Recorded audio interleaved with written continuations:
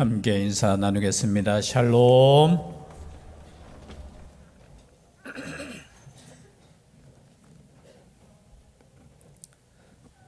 예, 감사드립니다. 오늘은 특별히 또 원로 목사님 가정에서 불고기 떡밥을 준비하셨습니다. 박수가 맛있게 또 함께 교제하시면서 또 식사를 함께 하시고 돌아가시기를 바랍니다. 방금 드렸던 찬양처럼 하나님께서 46년 동안 은혜로 함께하여 주신 줄 믿습니다. 그리고 앞으로 우리 하나님께서 주님 오실 그날까지 예배하는 교회가 될 줄 믿습니다. 그런 교회 될 줄 믿고 우리가 함께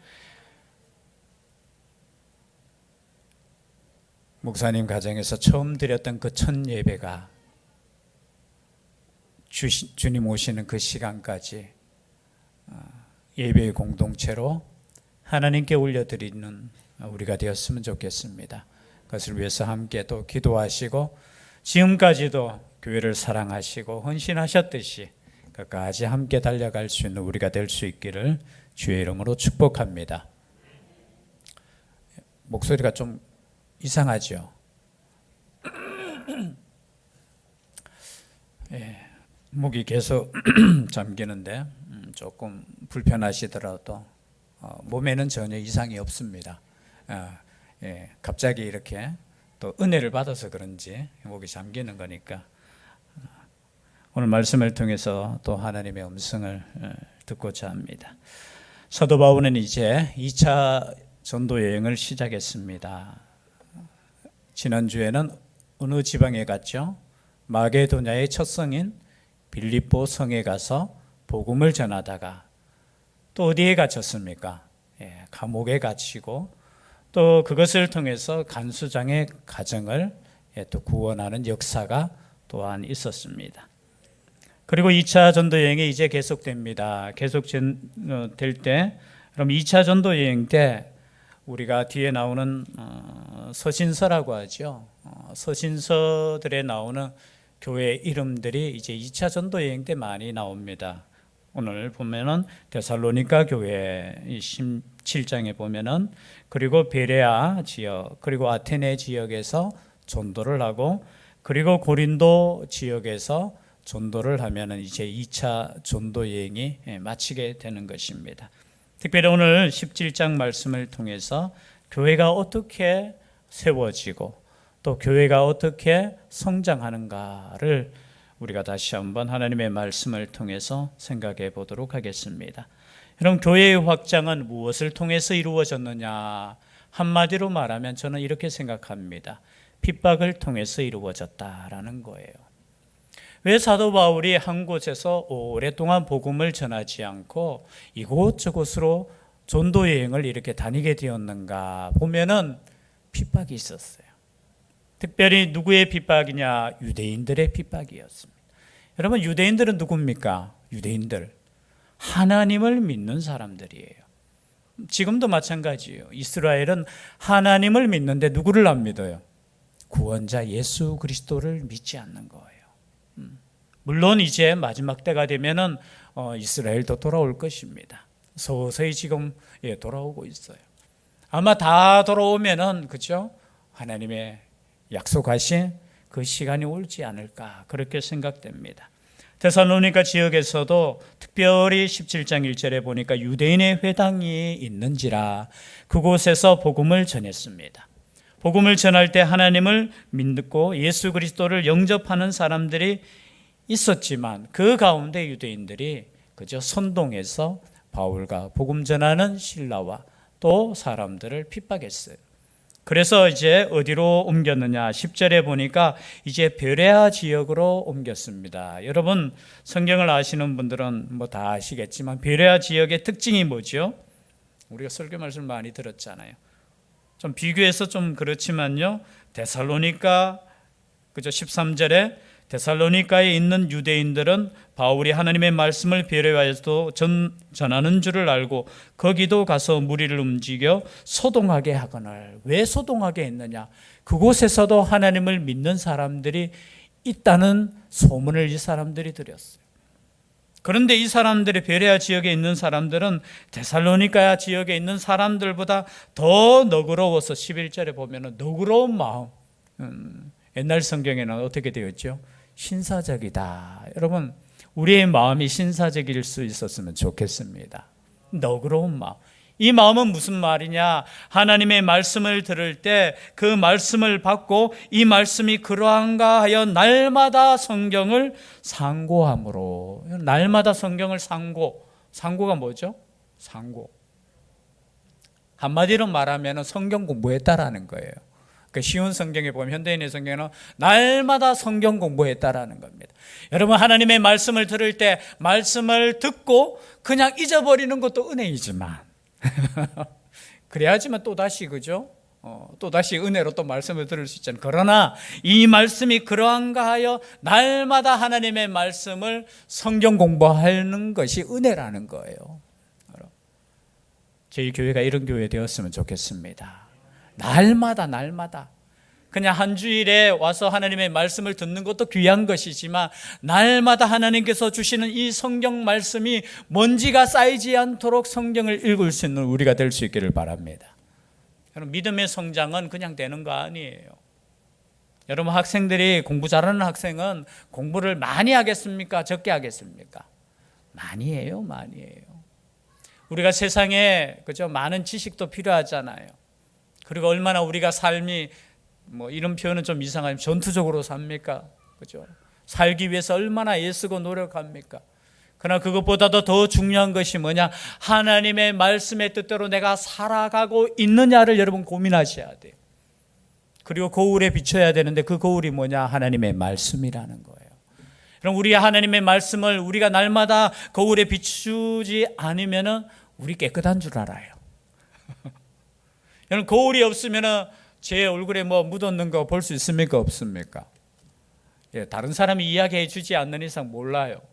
그러나 여러분, 거울이 있다는 것은 나의 얼굴을 바라보면서 나의 마음을 바라보면서 내가 정말로 하나님 앞에 하나님과 함께 동행하고 있느냐를 확인하는 거예요. 확인하는 거. 여러분, 제일 위험한 것이 뭐냐? 난 괜찮아 라는 거예요. 제일 위험한 것이 무엇이냐? 내가 이 정도 믿으면 되겠지라는 거예요. 아니에요. 날마다 우리는 하나님과 동행하고 있느냐를 스스로 물으셔야 돼요. 진짜 위험한 건 뭐냐면 하나님과 함께 하지 않는데도 잘 사는 사람이 제일 위험한 거예요. 하나님 없이도 내가 살아갈 수 있고 하나님 없이도 내가 살아가는 그 사람들이 정말 위험한 거예요. 그러나 우리가 부족하고 연약하지만 항상 하나님 아버지 앞에서 하나님의 말씀의 거울을 비추어 보면서 내가 이 말씀대로 사는가 살지 않는가를 고민하고 생각하는 그 삶이 어떠한 삶이냐? 하나님 앞에서 경건한 삶이라는 거예요.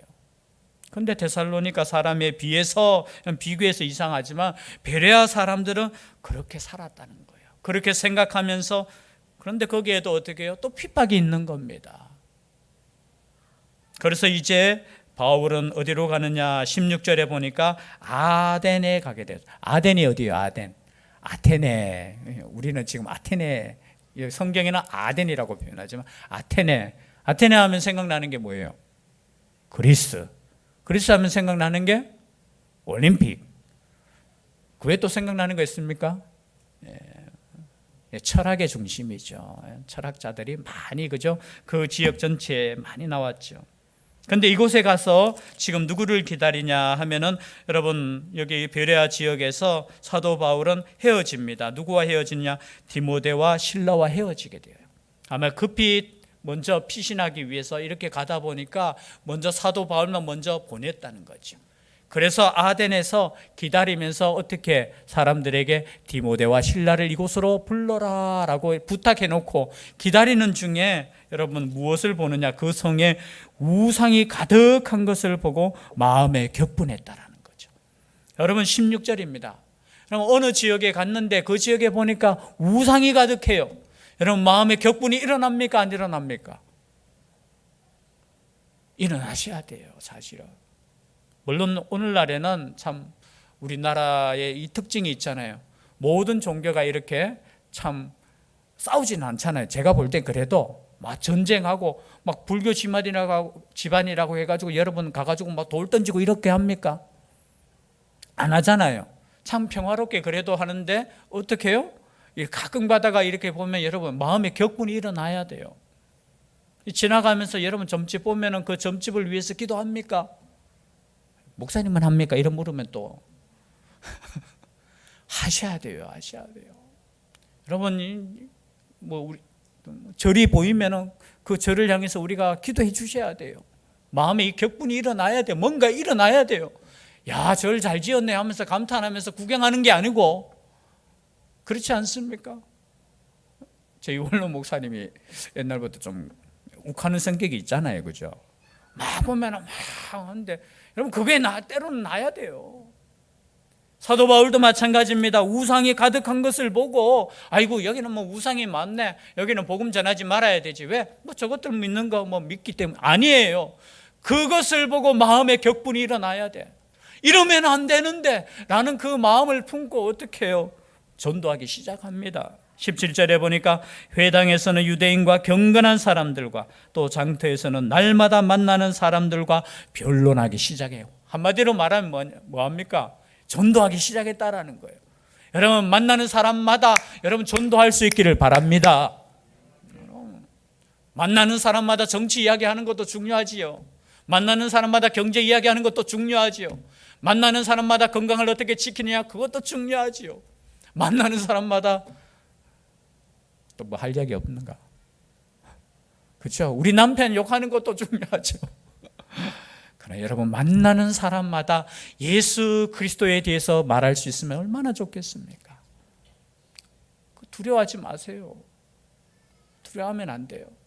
여러분 세상 사람들은 예수 그리스도를 우리 입 밖에 못 내게 하는 것이 세상의 역할이 아니겠습니까? 사단의 역할이 아니겠습니까? 여러분 이 당시에도 우상이 가득한 그 지역에서 사도 바울이 홀로 지금 복음을 들고 예수 그리스도를 증거하고 있다는 거예요. 여러분 이 땅에 우리 예수 믿는 사람들이 얼마나 많이 있습니까? 그죠? 저는 다른 종교는 그렇게 열심히 안 믿는 것 같아요. 그래도 예수님 믿는 사람들은 일주일에 한 번씩 나와서 예배 드린다는 것이 이것이 얼마나 대단한 일입니까? 약 25% 되는 국민들이 우리나라에서. 여러분 부끄러워하지 마십시오. 부끄러워야 될 것은 내가 말씀대로 살지 못하는 것은 부끄러워하시오. 내가 그들 앞에 서지 못하고 그들의 앞에서 내가 예수를 증거하지 못하는 것에 대해서는 부끄러워하시되, 여러분 뭐 부끄러워할 거 없어요. 내가 믿는 예수 그리스도.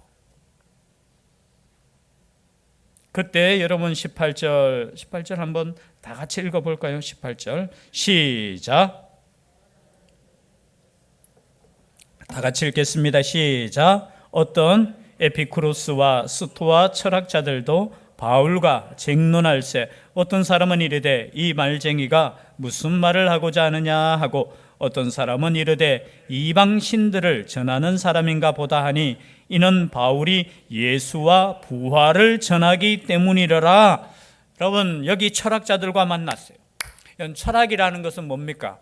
뭔가 진리를 탐구하는 사람이잖아요. 그 철학자라고 하면은 지혜를 사랑하는 사람, 뭐 이런 뜻이에요. 지혜를 사랑. 그럼 지혜를 사랑해도 하나님을 만나지 못하면 참된 지혜자가 아닙니다. 그가 아무리 똑똑하고, 여러분 당시에 여기에 아테네 지역에 있는 사람들이 얼마나 지혜로운 사람인지 몰라요. 그 당시에, 그죠? 그 당시에 뒤에 보면 이런 말이 있어요. 이 사람들은 날마다 새로운 것을 말하고 듣는 것 외에는 달리 시간을 쓰지 않는다. 21절에 보니까. 즉 말해서 굉장히 철학적인 지식이 있는 거예요. 여러분 철학적인 지식이 있어도 예수 그리스도가 필요한 사람입니다. 세상에 아무리 똑똑한 사람이라도, 세상에 아무리 지식이 있는 사람이라도 여러분 그 앞에서 쫄지 마십시오. 그 사람도 예수를 믿어야지만 구원을 받을 수 있는 사람이에요.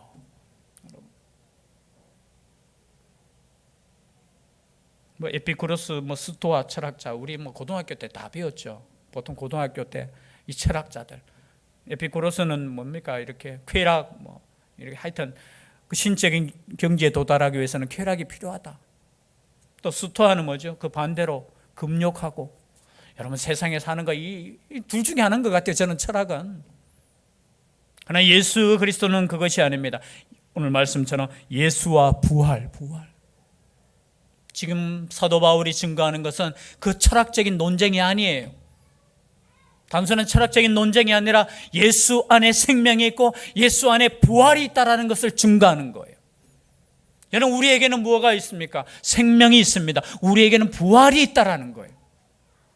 지금 사도 바울이 증거하는 주된 하나는 뭐냐? 예수 그리스도께서 우리를 위해서 죽으심, 그 죽으심과 부활이라는 거예요. 여러분 세상에 우리가 교회가 세상에 전하는 거 다른 거 아니에요. 예수 그리스도께서 부활이시고 예수 그리스도를 통해서 우리가 부활한다는 거예요. 이것을 증거했을 때 그들은 이게 무슨 소리야? 아니 사람이 죽으면 다시 살 수 있어? 야 이게 무슨 새로운 이야기야? 이거 새로운 종교야? 이렇게 받아들였다는 거예요. 그러면서 사도 바울을 어디로 데리고 가느냐? 아레오바고라는 곳에 19절을 보니까 그를 붙들어 아레오바고로 가며 말하기를 네가 말하는 이 새로운 가르침이 무엇인지 우리가 알 수 있겠느냐? 여러분 아레오바고는 뭐냐면 아레스 신을 섬기는 언덕이라는 뜻이에요. 그냥 신전이면서도 그 당시에는 법정이에요. 법정. 그 로마 사람들은 뭐가 있죠? 그 법 있잖아요. 최고 원로원이 있듯이 유대인들에게도 그 있잖아요. 그 뭡니까? 70인들의 장로들이 모여서 그죠? 심판하는 그곳이 있듯이 이 당시에 이 지역에도 그곳에 가서 새로운 거 들어보고 그것을 판단하겠다는 거예요. 법정과 같은 곳이에요. 21절에 모든 나된 사람과 거기서 나그네 된 외국인들이 가장 새로운 것을 말하고 듣는 것 이외에는 달리 시간을 쓰지 않음이더라. 바울이 아레오바고 가운데 서서 말하되 아덴 사람들아 너희를 보니 범사에 종교심이 많도다. 여러분 그 지역에 가서 딱 파악했는 게 뭐냐 하면 이 사람들은 보니까 종교심이 많고 항상 새로운 것을 말하고 듣는 것을 좋아하는구나. 여러분 이 아테네 지역에 있는 사람들은 뭐 한다고요? 자기들은 새로운 거 항상 듣는 거, 새로운 거 듣는 거 좋은 거. 왜냐하면은 그 당시에 다른 사람들 뭡니까? 이게 노예들이 있었거든요. 노예들한테는 육체적인 노동을 다 시켜놓고 자기들은 뭐 한다고요? 뭐 새로운 거 없나? 여러분 새로운 거 좋아하지 마십시오. 전도서에 보면은 모든 것이 어떠다고요? 헛되고 다 돌고 도는 거예요. 돌고 도는 거. 그래서 새로운 거 없다는 거예요. 새로운 거 없어요. 뭐 새로운 거 찾고 새로운 거 패션도 마찬가지죠. 새로운 거 있습니까? 없습니까? 참 웃겨요. 치마 길이가 짧아졌는 거 그게 새로운 거야. 치마 길이가 조금 긴 게 또 새로운 거야. 색깔이 이렇게 있는 게 새로운 거야. 아니에요. 똑같아요. 그냥 10년 전에 입는 옷이 몸에 맞으면 입으시기를 바랍니다. 아멘 안 하시네요. 새로운 거 입으셔요. 그러나 여러분 거기에 너무 치우치지 마셔요. 그럼 진리도 마찬가지예요. 진리는 변함이 없어요. 예수 그리스도는 2000년 동안 오늘이나 어제나 앞으로도 변함이 없으셔요. 새로운 진리 찾겠다고 얼마나 많은 사람들이 진리 안에 거하면서도 그걸 누리지 못하는 거예요. 이 마찬가지예요. 이게 종교심이라는 게 종교심. 여러분 보니까 여기 계시는 분들은 종교심이 참 많네요. 이게 칭찬이면서도 어떻게 해요? 약간의 조금 그래요. 당신들 보니까 종교심이 참 많습니다. 그런데 그 종교심이 어느 정도냐? 23절에 보니까 내가 두루 다니며 너희가 위하는 것들을 보다가 알지 못하는 신에게라고 새긴 단도 보았다라는 거예요. 아니 제단은 제사 지내는 곳이잖아요. 그 제단 이름이 뭐냐? 알지 못한다는 거예요. 알지 못하는 신에게도 어떻게 해요? 제사 지내는 이 사람들. 그래서 종교심이 많다는 거예요. 그래서 사도 바울은 그러면 당신들이 알지 못하는 그 신이 누구냐라는 것을 여러분 오늘 읽었던 말씀을 통해서 이렇게 말씀하는 거예요. 24절부터 보면은 이제 하나님에 대해서 말씀하는 거예요. 24절 다 같이 함께 읽겠습니다. 시작. 우주와 그 가운데 있는 만물을 지으신 하나님께서는 천지의 주재신이 손으로 지은 전에 계시지 아니하시고, 여러분 지금 제가 사도 바울과 같이 제가 설교하겠습니다. 여러분, 하나님께서 세상을 창조하셨습니다. 사도 바울의 설교의 주제는 이거예요. 첫 번째, 여러분이 생각하는 그 우상이 세상을 창조한 것이 아닙니다. 이 모든 세상은 하나님께서 창조하시고 하나님께서 다스리십니다. 이것을 믿으십니까? 이 하나님의 우리의 통치자, 주제, 주인 되신다는 거예요. 여러분, 이것을 믿으시기를 바랍니다. 그뿐만이 아니에요.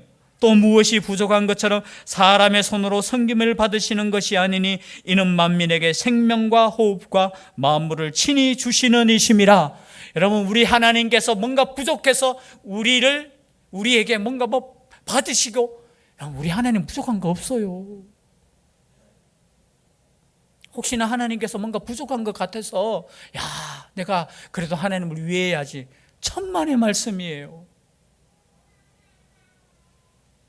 우리 하나님께서 우리에게 생명과 호흡과 모든 것을 주시는 분이라는 거예요. 우리에게 호흡을 주시는 분, 우리에게 생명을 주시는 분이 누구십니까? 하나님이시라는 거예요. 교만하시면 안 돼요. 하나님, 내가 하나님께 뭐 지금 드리려고 지금 왔걸랑요? 여러분, 그런 마음으로 오시면 안 돼요. 하나님, 오늘도 감사해요. 내가 지금 이 호흡하는 것도 하나님께서 주셨지요. 내가 지금까지도 살아오는 모든 것이 하나님의 은혜이지요. 여러분, 그것에 대해서 감사함으로 하나님께 드려지는 예배가 될 수 있기를 바랍니다. 그게 예배예요. 우리 하나님 부족한 거 없어요. 그뿐만이 아닙니다. 26절에 보니까 인류의 모든 족속을 한 혈통으로 만드사 온 땅에 살게 하시고 그들의 연대를 정하시며 거주의 경계를 한정하셨으니. 여러분, 아마 여기에 듣는 사람들이 어쩌면 놀랄 수도 있어요. 이 말씀이. 우리는 놀라지 않는데 한 혈통으로 만드셨다는 거예요. 이 말은 뭐예요? 모든 인간은 다 똑같다는 거예요. 여러분, 이 당시에는 신분이 있어요. 노예가 있어요. 주인이 있어요. 그리고 평인이 있어요. 똑같은 거 아니라고 생각했어요. 그런데 뭐라고요? 그들 앞에서 모든 혈통, 한 혈통으로만 우리는 다 똑같다는 거예요. 그리고 온 땅에 함께 살게 하시고 그들의 연대를 정하시며, 여러분, 나라의 연대, 그렇죠? 국가의 연대도 우리 하나님께서 정하시는 거예요. 그것뿐만이 아니에요. 그리고 그 경계도 누가 정하신다고요? 하나님이 정하시는 거예요. 막 사람이 정해서 막 빼앗으려고 하는 거 아니에요. 여러분, 그러시면 안 돼요. 지금 그 말씀을 하는 거예요. 하나님께서 모든 것의 주인이십니다라는 거예요.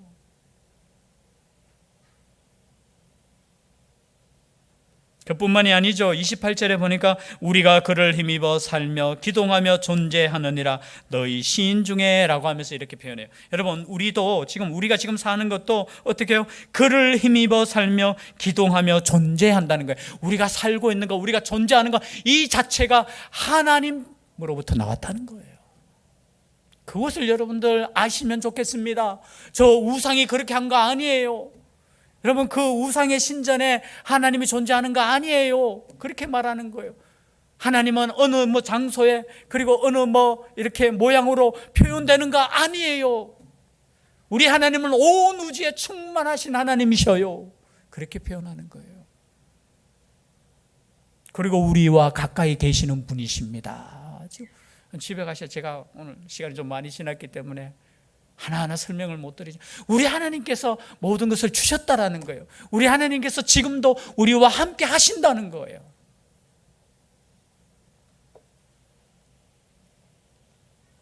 (30절) 말씀에 알지 못하던 시대에는 하나님이 간과하셨거니와 이제는 어디든지 사람에게 다 명하사 회개하라 하셨으니. 여러분, 과거에는 우상 선교도 그냥 지나갔다는 거예요. 온 우주 만물을 통해서 하나님이 계시하셨음에도 불구하고 그것을 깨닫지 못하는 것에 대해서 간과하셨다, 그냥 지나가셨다라는 거예요.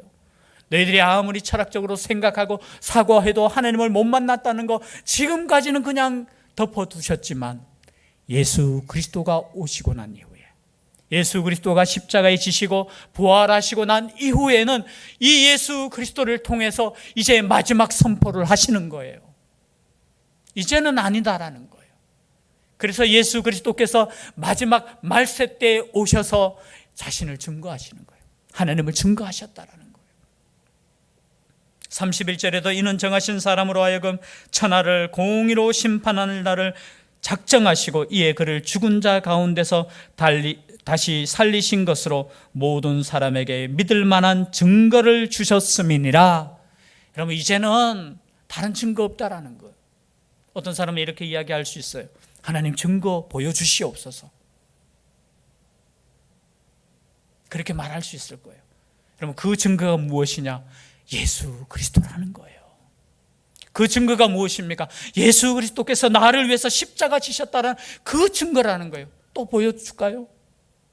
예수 그리스도께서 또 오셔서 또 십자가에서 죽으시면서 내가 이만큼 또 사랑한다 이야기해야 되겠습니까?